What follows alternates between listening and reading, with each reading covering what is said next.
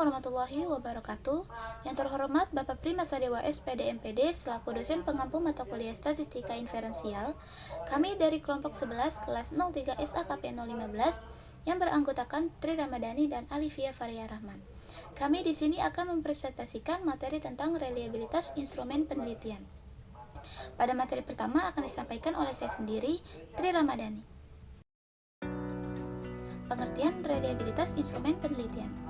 Reliabilitas instrumen mengacu pada konsistensi pengukuran suatu instrumen. Jika hasil pengukuran dapat dipercaya dan konsisten, meskipun dilakukan pada waktu dan kondisi berbeda, instrumen tersebut dianggap reliable.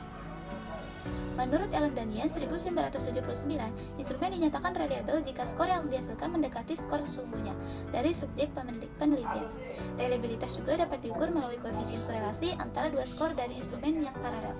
Singkatnya, instrumen yang reliable adalah instrumen yang dapat diandalkan untuk menghasilkan hasil yang konsisten. Selanjutnya ada kategori reliabilitas. R⁻11 kurang dari 0,20 sangat rendah. 0,20 kurang dari atau sama dengan R⁻11 kurang dari 0,40 rendah. 0,40 kurang dari atau sama dengan R⁻11 kurang dari 0,70 sedang. 0,70 kurang dari atau sama dengan R⁻11 kurang dari 0,90 tinggi. Dan 0,90 kurang dari atau sama dengan R⁻11 kurang dari 1,00 sangat tinggi. Selanjutnya ada 3 metode dasar untuk mengestimasikan koefisien reliabilitas, yaitu yang pertama ada pendekatan tes ulang atau tes retest, yang kedua ada pendekatan bentuk paralel atau parallelogram, dan yang ketiga ada pendekatan konsistensi internal atau internal konsistensi. Yang pertama ada pendekatan tes atau retest. Pendekatan tes atau retest adalah metode untuk menguji reliabilitas instrumen dengan memberikan tes yang sama kepada kelompok yang sama pada dua waktu yang berbeda. Tujuannya adalah untuk melihat konsistensi hasil tes. Jika hasil tes pada kedua waktu tersebut serupa, maka instrumen dianggap reliable. Sebaliknya, jika terdapat perbedaan signifikan, maka instrumen dinilai tidak reliable karena tidak memberikan hasil yang konsisten. Kedua, pendekatan bentuk paralel.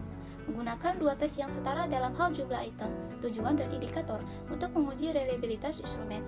Dua instrumen yang dianggap paralel seharusnya menghasilkan korelasi yang tinggi. Jika korelasi rendah, instrumen dianggap tidak reliable. Meskipun metode ini tidak bergantung pada waktu seperti tes atau retest. Tantangan utama dari pendekatan ini adalah kesulitan dalam membuat dua instrumen yang benar-benar setara. Salah satu solusinya adalah mengacak urutan item atau membagi soal antara dua instrumen. Dan yang ketiga, pendekatan konsistensi internal. Menguji reliabilitas instrumen dengan hanya memberikan tes sekali. Tujuannya adalah untuk melihat konsistensi antar item atau butir soal dalam tes dengan keseluruhan tes. Instrumen dibagi menjadi beberapa bagian untuk melihat konsistensinya, dengan setiap bagian memiliki jumlah item yang seimbang dan sifat yang homogen, seperti tingkat kesulitan dan isi. Terdapat beberapa teknik dalam membagi tes. Yang pertama, pembelahan random. Instrumen dengan item yang homogen dibagi secara acak menjadi dua bagian. Kedua, pembelahan gasal genap. Item dengan nomor gasal dimasukkan dalam satu kelompok dan nomor genap dalam kelompok lainnya. Dan yang ketiga, pembelahan match random subset. Item dibagi berdasarkan tingkat kesulitan dan korelasi dengan skor total. Metode ini menghindari kelemahan dari pendekatan lain karena hanya memerlukan satu kali tes. Selanjutnya, mengestimasi reliabilitas setelah pembelahan. Yang A, formula Spearman-Brown atau belah dua. Formula Spearman-Brown digunakan pada pembelahan tes yang menghasilkan dua belahan yang paralel. Formula ini bisa diterapkan pada instrumen tes yang skor-skor itemnya dikontomi ataupun tidak dikontomi. Koefisien reliabilitas diperoleh dari korelasi dua hasil skor dalam kedua belahan yang terbentuk. Rumus dari formula Spearman-Brown adalah sebagai berikut. Koefisien reliabilitas Spearman-Brown belah 2 sama dengan 2 buka kurung koefisien korelasi antar kedua belahan per 1 ditambah koefisien korelasi antar kedua belahan. Dan B, formula Rulon. Rulon memberikan formula untuk pembelahan tanpa harus berasumsi bahwa kedua belahan memiliki varian yang sama. Perbedaan skor atau nilai dari kedua hasil pembelahan tes akan memiliki distribusi perbedaan skor dengan varian. Formula Rulon dirumuskan sebagai berikut.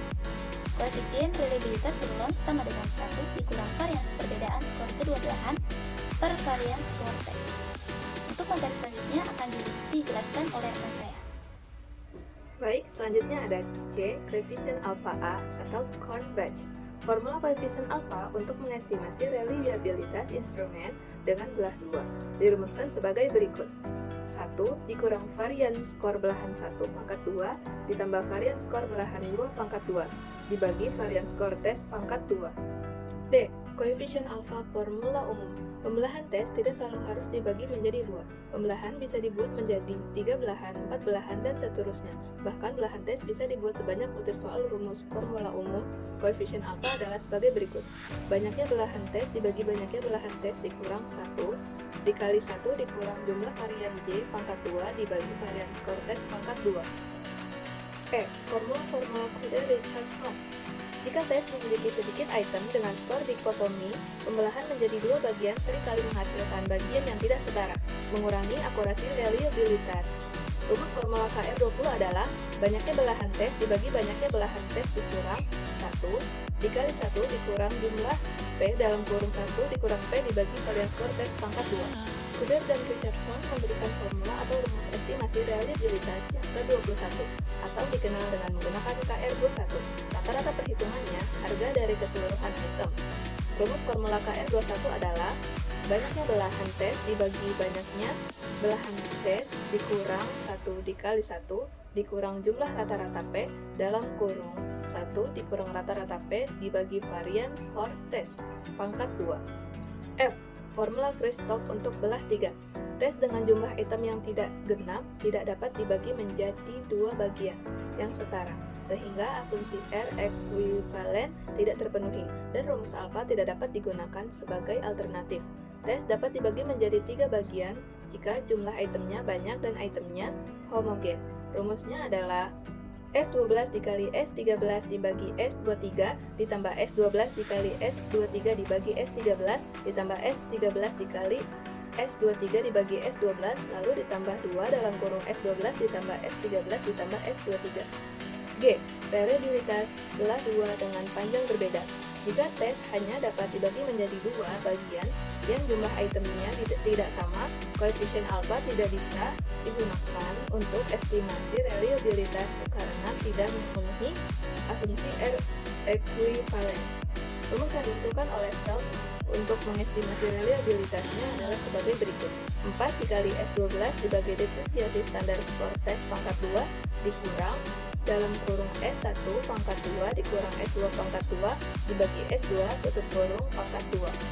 Selanjutnya ada contoh soal perhitungan koefisien reliabilitas dengan menggunakan rumus alfa. Pertama, jumlahkan seluruh variabel atau butiran pada soal dan variabel Y. Untuk mencari variabel jumlah Y pangkat 2 dan jumlah variabel X pangkat 2 dengan cara dikuadratkan masing-masing butir lalu dijumlahkan. Jika Y pangkat 2 menghitungnya ke kanan, jika X pangkat 2 menghitungnya ke bawah. Seperti pada contoh tabel bantu kuadrat ini. Cara perhitungannya sebagai berikut. Masukkan rumus untuk mencari butiran seperti contoh ini. Jika sudah mendapatkan hasil dari masing-masing butir, langkah selanjutnya menjumlahkan seluruh hasil butir, lalu masukkan rumus alfa. Hasil dari reliabilitas dari soal tersebut adalah 1,00, yang artinya menunjukkan bahwa instrumen yang digunakan memiliki reliabilitas sempurna. Ini berarti bahwa semua butir dalam instrumen tersebut memiliki konsistensi internal yang sangat tinggi, dan skor setiap butir berkorelasi sempurna dengan skor total. Kesimpulan, reliabilitas instrumen penelitian adalah ukuran konsistensi hasil dari suatu instrumen.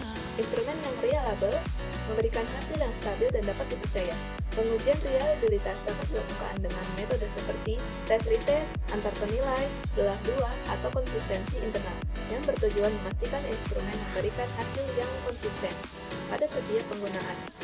Reliabilitas instrumen penelitian sangat penting dalam memastikan kualitas data yang diperoleh, dan pengujian reliabilitas adalah langkah krusial untuk memastikan bahwa instrumen tersebut layak digunakan dalam penelitian atau penilaian.